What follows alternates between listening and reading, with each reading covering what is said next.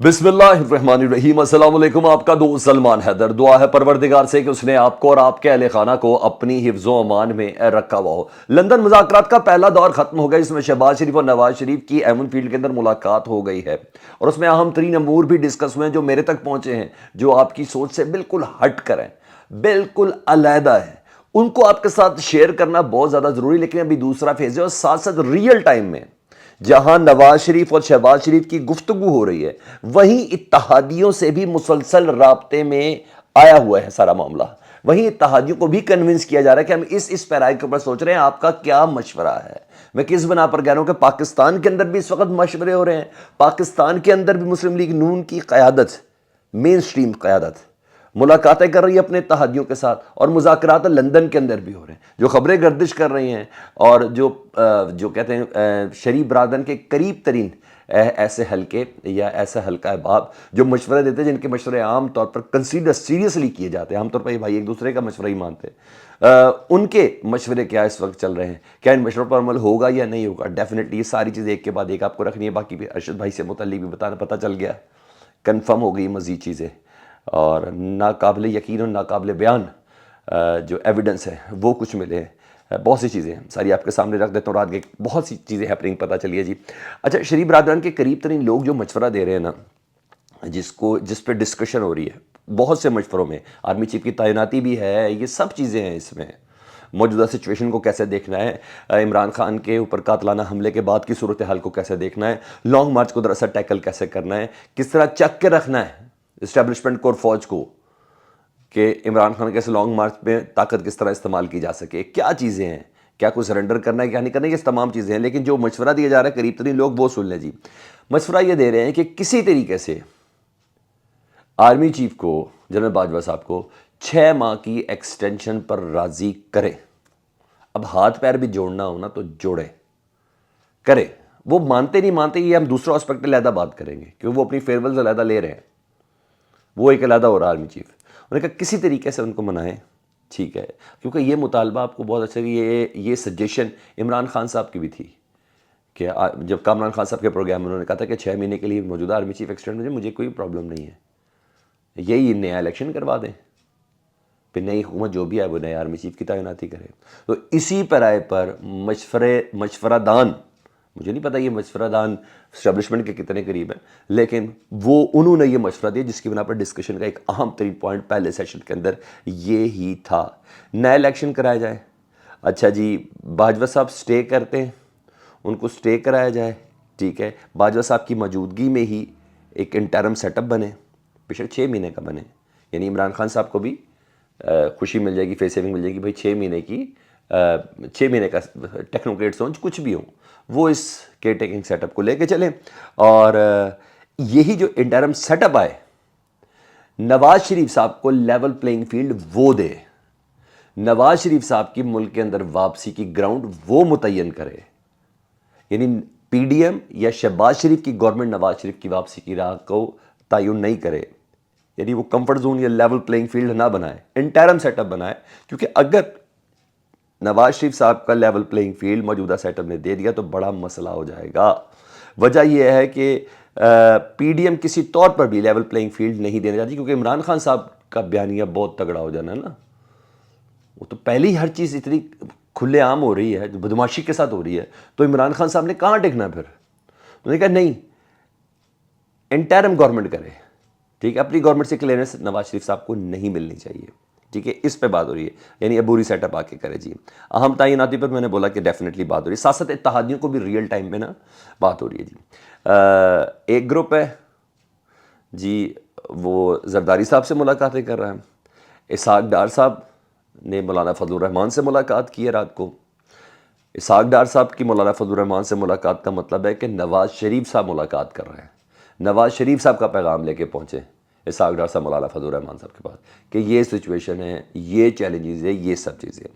دوسری طرف army chief صاحب لگتا ہے وہ بالکل بھی کوئی پلان نہیں ہے ان کا کہ کسی قسم کی ایکسٹینشن نہیں لگتا کہ یقیناً وہ اعلان بھی کر چکے ہیں, فیئر ویلز بھی ریسیو کرے. پچھلے دنوں انہیں ادارے کے اہم لوگوں سے ملاقات بھی کر لی ہے, کور کمانڈر کانفرنس بھی کر لی ہے. کل وہ پشاور کمانڈ میں تھے, وہاں انہوں نے الوداعی خطاب کیا اور پھر گریٹنگز دی اور نوجوانوں کو بتایا کہ کس طرح چیلنجز سے نپٹنا اور کیا ہے کیا نہیں ہے.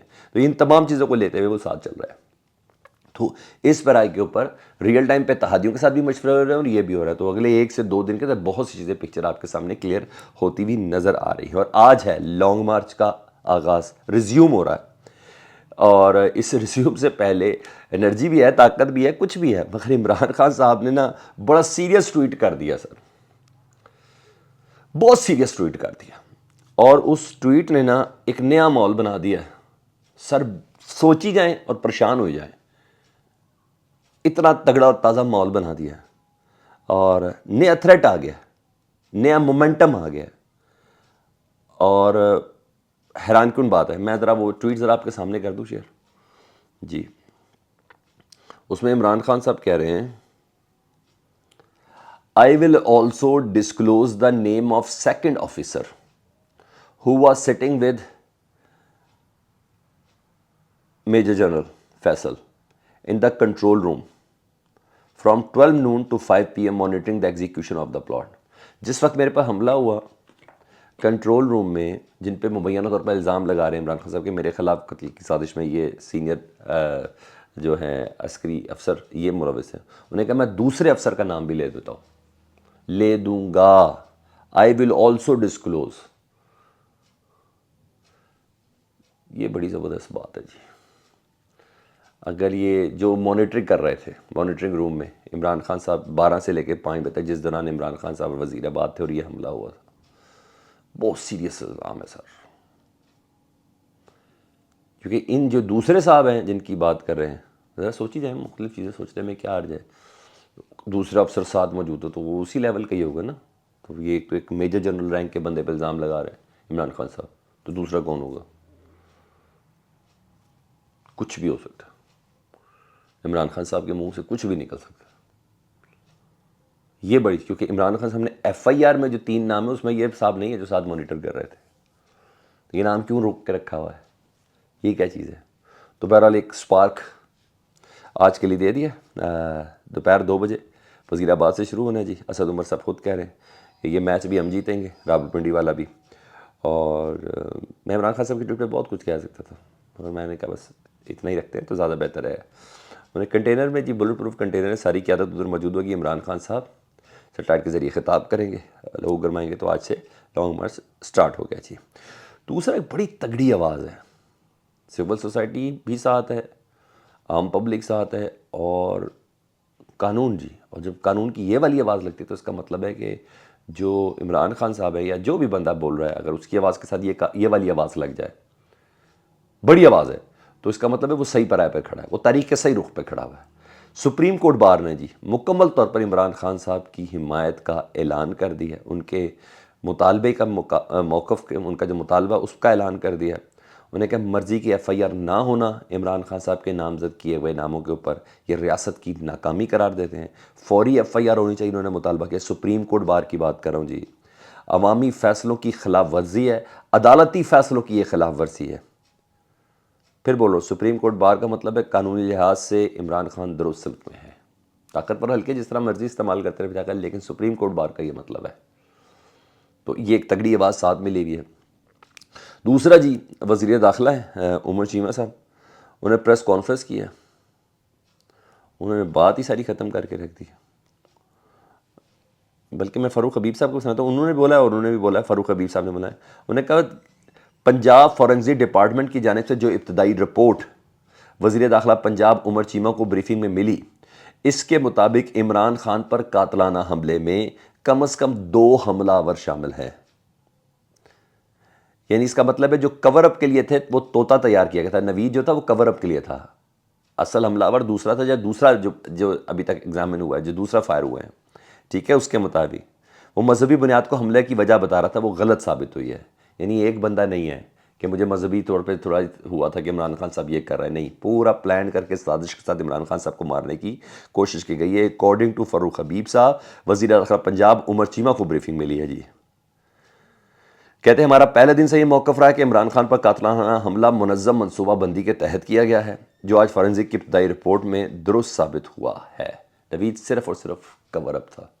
تو یہاں چیزیں ابھی پتہ چل رہی کہ عمران خان صاحب کا موقف صحیح کہ میرے پر حملہ کم از کم 2 تھے، ایک سائڈ سے اور فرنٹ سے مجھے مار رہے تھے، میں گرا ہوں تو اس کے بعد وہ سمجھا میں مر گیا ہوں اور مجھے صحیح جگہ پہ گولیاں لگ گئی ہیں جس کی بنا پر یہ ہوا۔ تو پھر ایک اس بندہ اس دوران ابتسام نے جو گرفتار کیا، پکڑوایا یا جو کچھ بھی تھا وہ تھا۔ تو اصل بیسیکلی وہ ہے، یہ پورا ایک پلان ہے، ٹھیک ہے۔ آہستہ آہستہ انشاءاللہ چیزیں سامنے آ ہی جائیں گی، تو اس حساب سے چل رہا ہے۔ اب آ جاؤں جی ارشد شریف صاحب، ارشد بھائی کی شہادت کے حوالے سے بڑا ظلم ہوا جی۔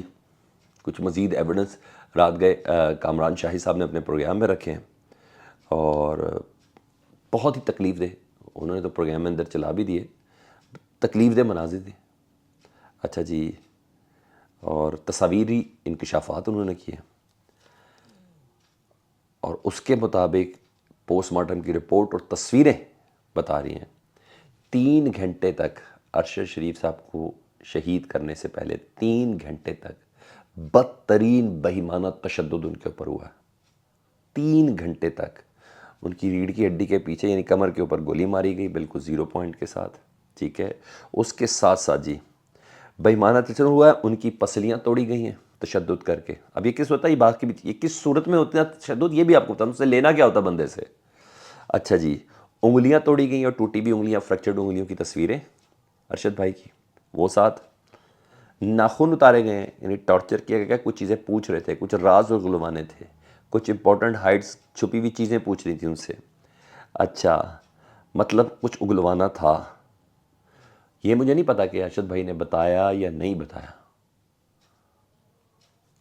مگر ارشد بھائی کو شہید کرنا لازمی تھا۔ وہ بچ جاتے یا چھوڑ دیا جاتے تو وہ بہت خطرناک ہوتے ہیں۔ تو کینین پولیس مکمل طور پر جھوٹ بول رہی ہے، مکمل طور پر جھوٹ بول رہی ہے۔ ارشد بھائی کو پکڑ کے، ٹارچر کر کے، ناخن کھینچ کے، انگلیاں توڑ کے، پسلیاں توڑ کے پھر شہید کیا گیا پوری انٹیروگیشن کے 2.5 سے 3 گھنٹے لگائے گا۔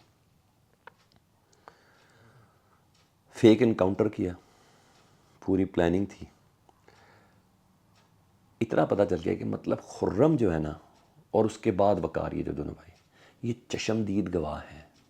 آج میں کنونس ہوں اس پہ، خرم اور وقار چشمدید گواہ ہیں ارشد شریف کی شہادت کے۔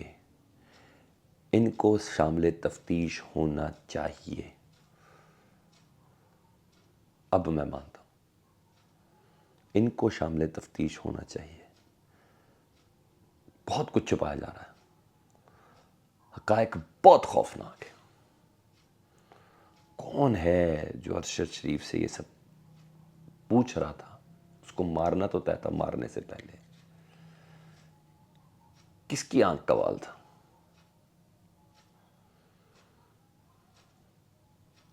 مجھے بھی انتظار ہو رہا ہے، آپ کو بھی۔ وعدہ ہے آپ سے انشاءاللہ تعالیٰ اس بات کو لے کے چلیں گے، نہیں چھوڑیں گے، بالکل نہیں چھوڑیں گے۔ فیڈ بیک سے متعلق ضرور آگاہ کیجیے گا۔ اللہم صلی علی محمد و آل محمد۔